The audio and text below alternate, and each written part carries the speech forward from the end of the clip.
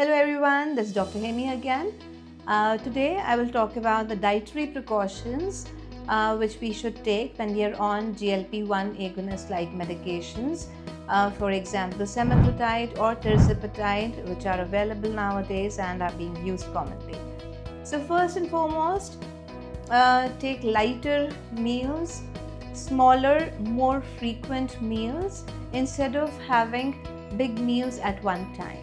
And there are other simple dietary things like soft ka pani, which can be taken after a meal if you're feeling full, and simple things like picking up more juicy fruits like watermelon if you're feeling dehydrated.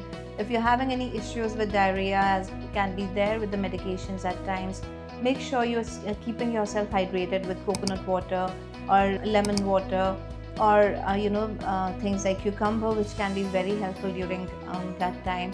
So simple precautions which will go a long way in helping you avoid issues with side effects related to the medications. Thank you.